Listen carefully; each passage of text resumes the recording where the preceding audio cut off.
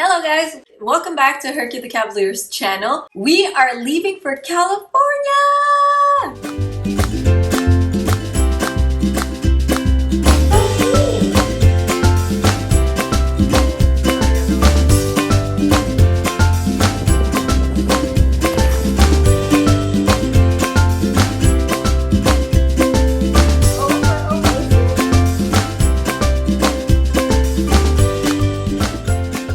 So, as you can tell from the title, we are getting ready to go to California. Finally, it's been 2 years since we went outside, since we went anywhere really, so traveling is a bit rusty for us, not gonna lie. And since we are adding Oasis to the trip, this trip is gonna be much harder than our previous trips before, and also there's the fact that Herky and Milton are no longer traveling as emotional support pets, so there's a lot of adjusting to do. So I wanted to guide you along and tell you how we are getting ready for this trip. If you are new to our channel, welcome. My name is Mai, this is Herky, this is Milton. If you like this video, don't forget to like it and subscribe so you don't miss any of our future videos. Plus, it helps us out a lot, so thank you for subscribing. Also, if you're new to our channel, make sure you check out our travel series playlist. There's a ton of great information in that playlist regarding travels, pet carriers, how we got ready for our previous flights, emotional support animals, all that good stuff. So make sure you check out those videos. But for today, I'm going to be talking about how we're getting Herky and Milton ready for traveling as pet in cabin, how we're getting them ready for luggage, all that good stuff. So without further ado, let's jump into the video.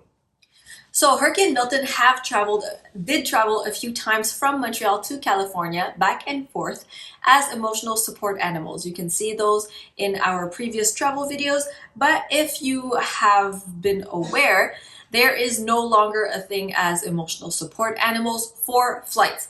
So Herky and Milton are now traveling as pet in cabin, and our previous trip out to Alberta, Lake Louise, they did travel pet in cabin. I'm also going to leave that vlog up there for you to watch, but basically the difference between emotional support animal and pet in cabin is that an emotional support animal can travel on your lap like this. They can be out of a carrier during the entire transit in the airport and in the airplane.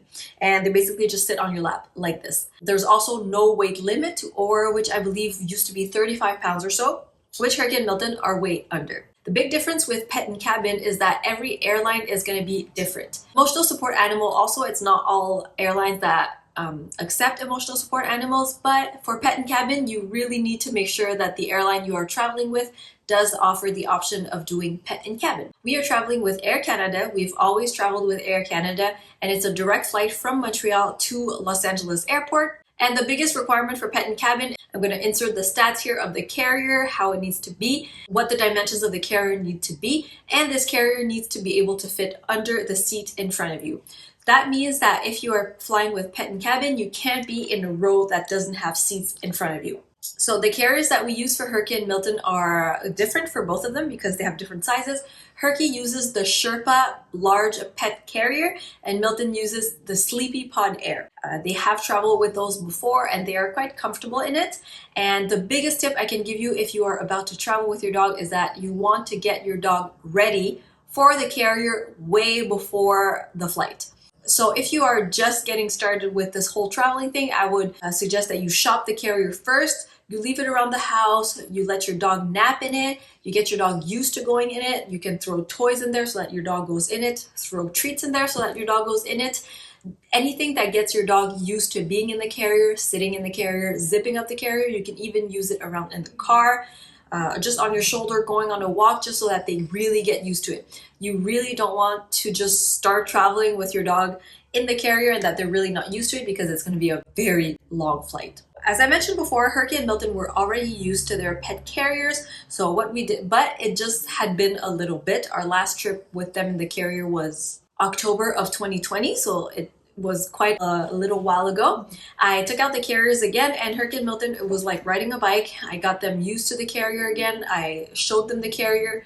I put treats in there and they would just sit in the carrier, and they were really comfortable in it, which I was super happy about. So depending on the airline, you also want to make sure that you read all the requirements of the country you are going to. If you are going within Canada or within the United States, there might not be as many requirements. But for example, for Hurricane Milton going from Canada to the US, they need their rabies vaccination up to date, and they need to be in a carrier.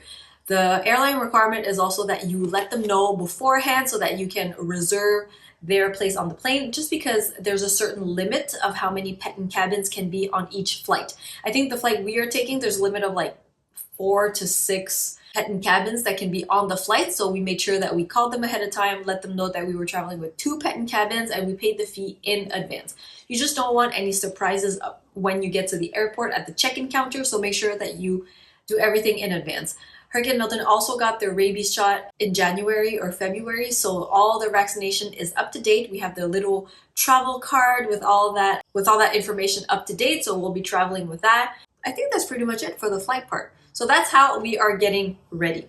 Since this time we are going to California and we are going to our own place, we don't need to pack a lot. Actually, I don't think I'm packing anything for Hurricane Milton except like 1 or 2 meals in the carry-on, but as soon as we land, we'll be able to be in our place, so we don't need to pack a whole lot of stuff. They have everything they need over there already, but if you want to see what we would pack if we didn't have our own place, I'll link a video on what to pack if you're traveling with the dog. We did that video before, but this time around we are very fortunate to not pack, or to pack very light, because Oasis is going to require more things, so it's just going to make the travel easier for us.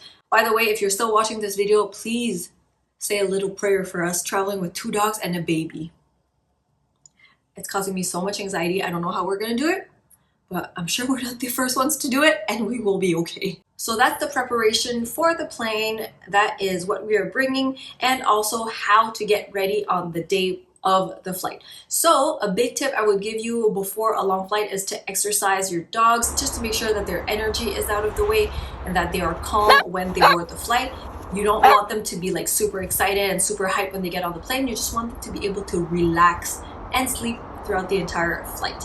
Make sure that your dog can hold their potty also for about 8 hours or so, because by the time you get to the airport, they need to do their potty, and then you put them in the carrier. They need to be in the carrier from that point through check-in, through the flight, and until the destination. So make sure your dog is able to hold their potty pretty well, unless the airport you are traveling from or to has a pet relief area that you can use either before or after the flight. I know some other people are able to use pee pads for their dogs, so if your dogs are able to use pee pads, you can also bring that in one of your carry-ons in order to make your dog potty in one of the bathrooms if necessary. Also, before the flight, you want to limit the intake of water and food, like just before the flight, just to make sure that they don't need to go like very urgently during the flight.